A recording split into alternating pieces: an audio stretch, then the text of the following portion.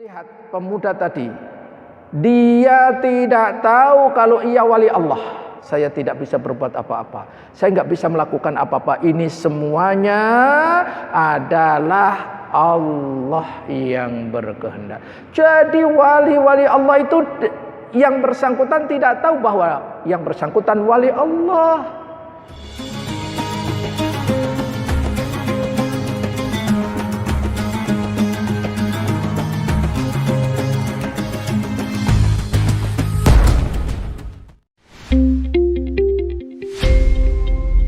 Wallahu a'lam. Yang kelima, hati manusia itu berada di tangan Allah.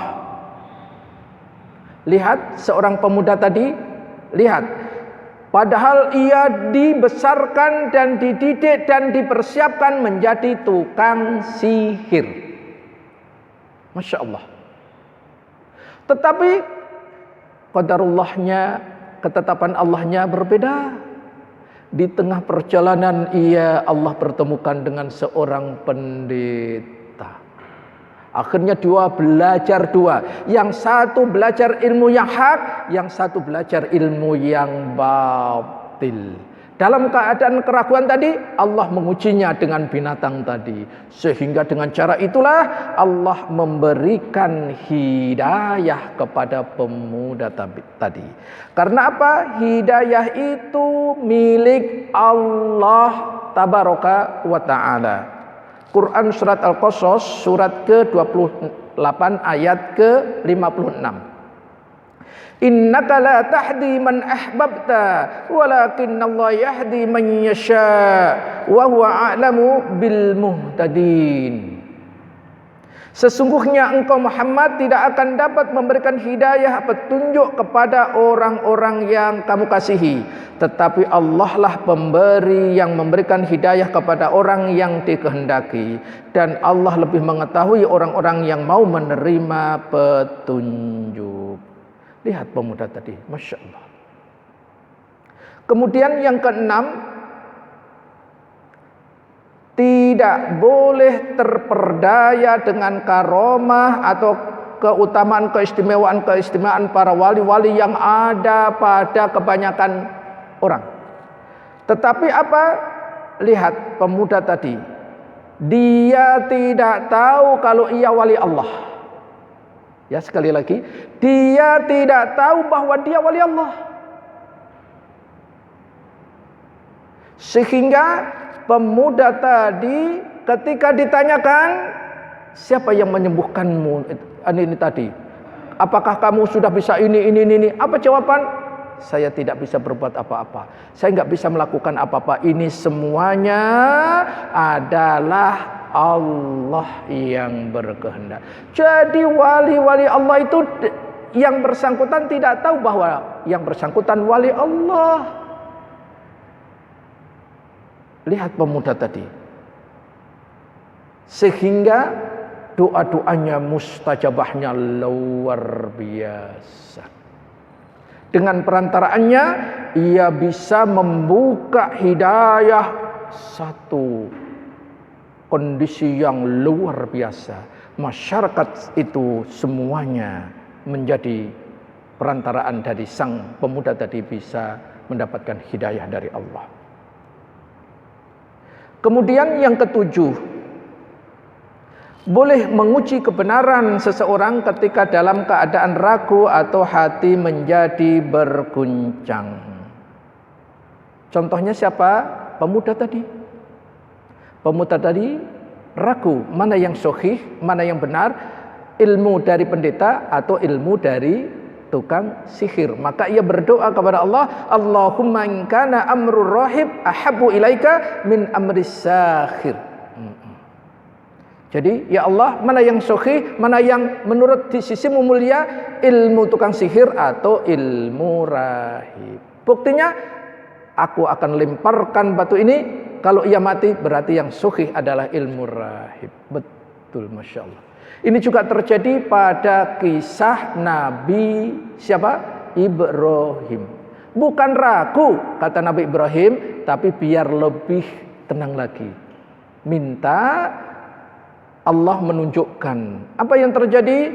Kalau ini nabi beda, kalau ini tadi wali, ini nabi.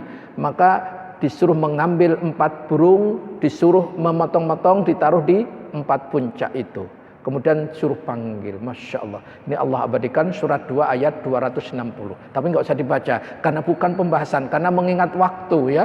Pembahasannya panjang sekali. Yang ke-8, pendeta tadi menyarankan pada pemuda untuk mengatakan, jika engkau khawatir pada tukang sihir dan seterusnya yang menahanmu, bilanglah ini yang menahanku keluarga, dan sebaliknya. Jadi kalau begitu, berbohong diperbolehkan ketika ada unsur kemaslahatan yang begitu besar dan untuk atau menyelamatkan diri. Kemudian yang ke-9, ada orang yang beriman digergaji demi mempertahankan keimanannya.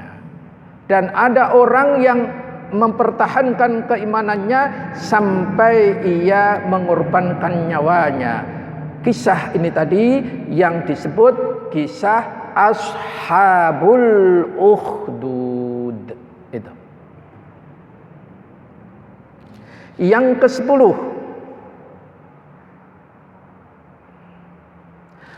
Allah ya, pengorbanan dalam berdakwah di jalan Allah Subhanahu wa taala, dan Allah menampakkan kebenaran merupakan hal yang dibutuhkan umat Islam.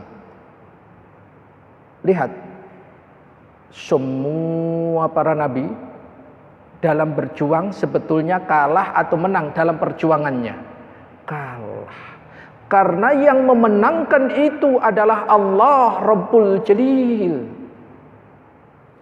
Lihat Nabi Nuh, kalah. Lihat Nabi Adam, kalah dengan iblis. Lihat Nabi Ibrahim, dibakar. Lihat Nabi Musa, depan Laut Merah, belakang Fir'aun. Dan seterusnya.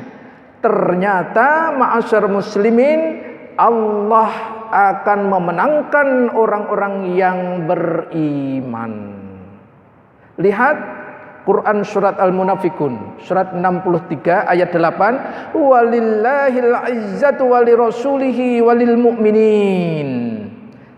Padahal kekuatan itu hanyalah bagi Allah, bagi Rasulnya, dan bagi orang-orang mukmin. Jadi perjuangan kita penuh dengan kesabaran. Tidak kita berjuang hari ini, besok kita langsung menang. Tidak. Kita perlu terus berjuang. Lihat Nabi Nuh, berapa beliau berdakwah? 1000 tahun kurang 50 bahasanya Allah. Yaitu 950 tahun. Itu masa dakwahnya. Luar biasa kesabarannya. Kemudian yang ke-11,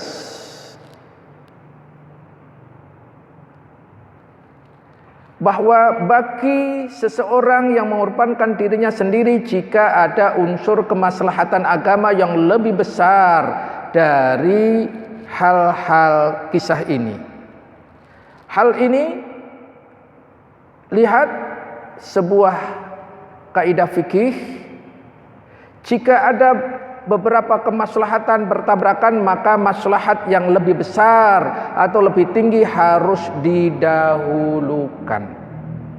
Dan jika ada beberapa mafsadat atau bahaya atau kerusakan bertabrakan, maka yang dipilih adalah mafsadat yang paling ringan.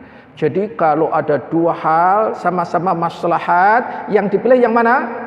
Yang paling besar maslahatnya. Maka seorang pemuda tadi gimana? Dia mengorbankan dirinya tapi mendapatkan maslahat gimana? Semua masyarakat beriman kepada Allah Subhanahu wa taala. Itu.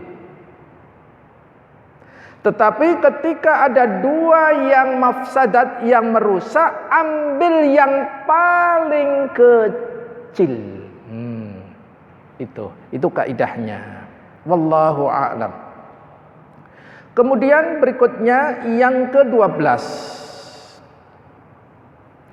di mana Allah tabaraka wa taala melalui ayat ini akan selalu memperlihatkan kebenaran dan membela para pendukungnya, serta dia akan menyingkirkan kebatilan dan memburukkan para penyerunya. Lihat ini tadi, jadi nampak jelas da'i ilallah dan da'i tauhid. Da'i ilallah siapa? Semua para nabi-nabi. Itu da'i ilallah. Da'i tauhid, Fir'aun, Namrud, dan siapa yang mengikuti mereka. Yang menang akhirnya siapa? Da'i ilallah. Itu ma'asyarul muslimin. Tapi ini semuanya perlu perjuangan yang luar biasa. Ke-13, kadang seorang wali Allah diberi karomah berulang-ulang, tujuannya untuk mengokohkan keimanan. Contohnya tadi, lihat pemuda tadi. Berapa kali Allah berikan kemuliaannya. Karomah itu kemuliaan. Saat di atas gunung berdoa, Allah selamatkan. Saat di tengah lautan, Allah muliakan, luar biasa.